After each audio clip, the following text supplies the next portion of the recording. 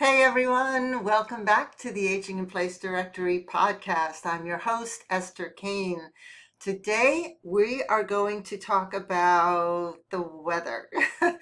Right now it's near the end of November, not quite yet Thanksgiving here in the USA. And we are going to talk about how to beat some of those winter blues now that the days are a bit shorter. Darkness comes around 4:30, 5 o'clock, and it can get a little stir crazy sometimes with the colder weather, darker weather. So we're going to be talking about how to beat some of those issues, especially if you're an older adult at home or if you're living alone. What can you do? All right, before we get into that, don't forget to subscribe, whether you're listening to this on YouTube, on podcast, or you're watching this on YouTube. Don't forget to subscribe so that you can get notified when a new episode comes up, which it does every single week.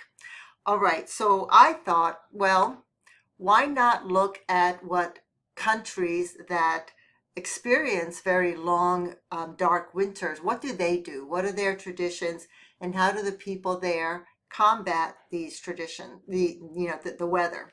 So I looked at Finland, Norway, Greenland, Canada, and Iceland. And I looked to see what is it that the culture there supports, how do the people there. Finland, I think year after year ends up listed as the happiest country in the world.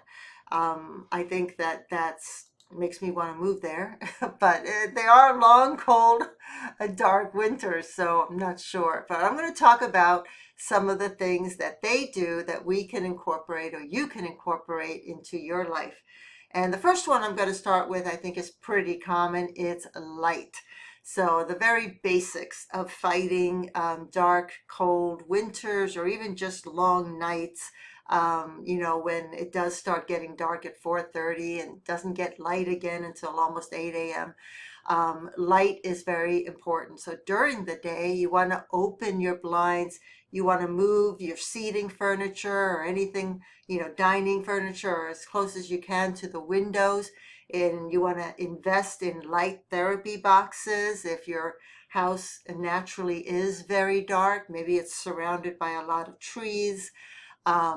And you want to create a sense of coziness, especially in your seating areas, if you're watching TV, reading, doing crafts. And you want to do that by layering your space with warm light sources like LED candles and lanterns. You want to use battery powered lights for safety versus candles. It's just too easy when you have that cozy kind of environment to fall asleep, and you never want to fall asleep and have a candle lit. So you want to, I avoid candles and just use LED candles and lanterns, and then mix them with reflective surfaces like mirrors in order to double that glow. And that creates that sense of coziness in your area. Now, of course, if you're doing reading or crafting of any kind, you're going to need much more light than that cozy kind of light. But having that, feeling of layering with blankets and layering with soft light and a cup of hot chocolate or coffee or tea is such a nice way to slow down and enjoy these types of days that keep you indoors. I'm going to talk about that concept later on at the end, which I think is a beautiful concept that all these countries embrace. And we don't do that much of that here, at least in the US. All right, the second thing I want to talk about is nature. We all know, there's no secret that nature plays a very huge role in overall well-being. That's why it's always encouraged to get out, even if you just get out onto your front porch, backyard patio, anything to breathe in that fresh air for as long as you can, of course, weather permitting. But it's more than just the fresh air. It's the greenery. It's just the overall well-being that nature tends to give all of us. But of course, you can't always get out every day. So you want to bring it in. So bring in, have potted evergreens or, branches arranged in vases that can mimic the outdoors. You want to even create an indoor garden with herbs like mint or thyme or basil. The fresh scents do wonders for your mood. And hey, they are functional and pragmatic for cooking, which is an excellent activity to do during the winter. You want to, create those nice, thick, hot stews, maybe pull up recipes that your mom used to make during winter days. Unless, of course, you grew up and lived in South Florida, which there are no winter days down there. But or maybe parts of Arizona as well. No, I think even the southern Arizona has some winter because of the desert.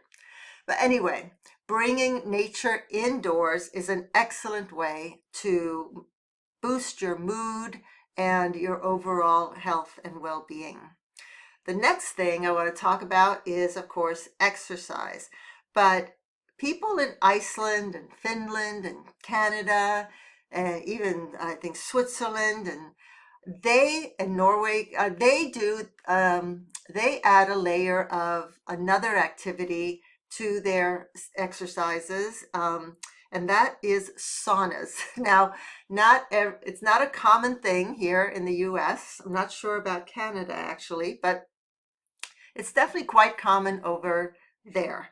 So in Norwegian area. So you can do all kinds of things like a virtual reality kind of workout, a dance party kind of game, online with your computer, be it Wii or any other type of gaming tool. But saunas are a little difficult to, not everyone's going to be able to incorporate a sauna into their home, but you can mimic it by a hot bath. If you can safely get in and out of a bathtub, you can put in Epsom salts, use essential oils like eucalyptus, and combine all of this with, some nice, light, cozy therapy like I spoke about earlier. And then when you're done with the bath, put on those PJs and step outside for 5 minutes and get that, cold, invigorating air on you if you can do it safely. It's something that a lot of people in northern areas, even in Siberia, do in order to, boost up their health, that contrast of the hot sauna and the cold, cold weather. Of course, you don't have to stay all 5 minutes if you can't take it. 1 minute, 2 minutes is fine, but it's such a nice, invigorating, healthy thing to do. I think it seems to be, at least, because the average age of the length of life in the cultures in those Norwegian countries is longer than quite a few other countries. Certainly the US for sure. Okay, the next thing I want to talk about that a lot of the Nordic countries participate in during these long, dark winters is socializing. Isolation obviously can be, it's very easy to be isolated during the winter, especially if, the weather is so bad you can't get out because of the snow and all of that. But nowadays, with the internet available and all kinds of video type of transmissions, we can cut that down with, FaceTime and Zoom and all kinds of tools that we can share with others, so whether it's just having conversations with others or participating in actual activities with others, you can host a virtual crafting session. I know that there are cooking classes that are conducted over Zoom, poetry classes, learning multiple languages, all kinds of things that you can do and continue with on a regular basis all year long. But it's especially helpful if you can't get out in the weather.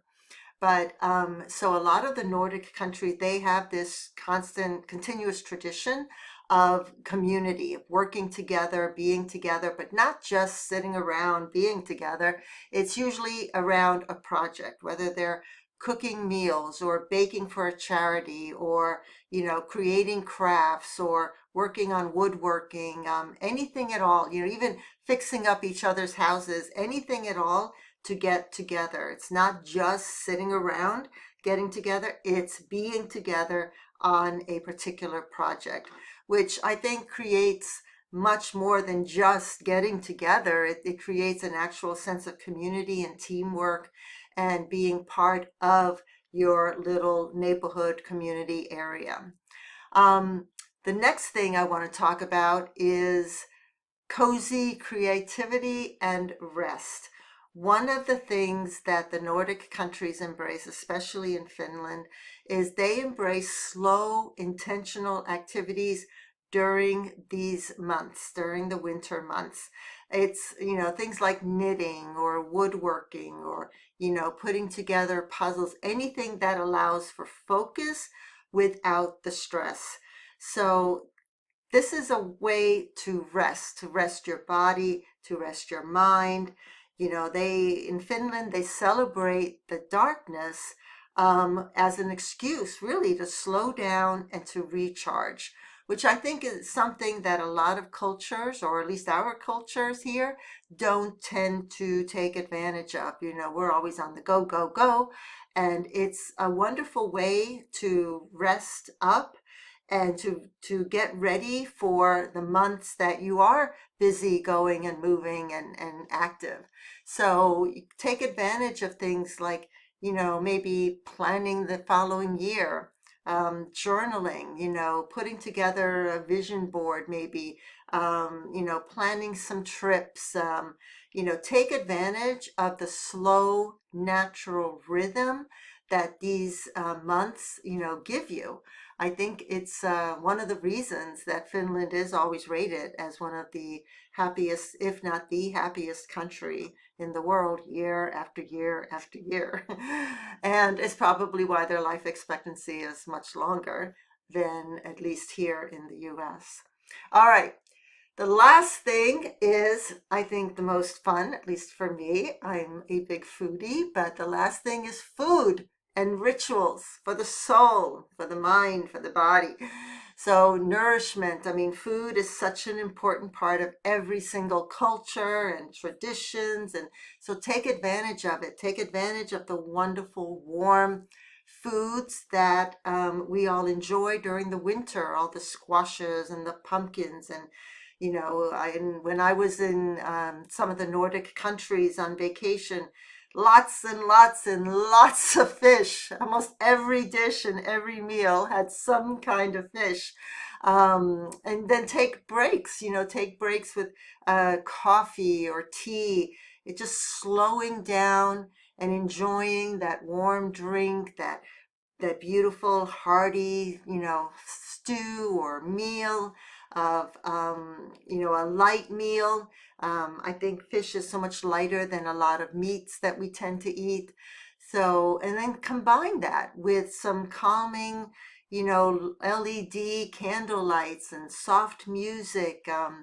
Watch a lot of humor, comedy channels, Tom Papa and, the comedian Sebastian Maniscalco and Fluffy and anyone else that you find that gives you that sense of laughter and joy in your life. Read wonderful books that fill your soul and make you want to just be the best person you can possibly be.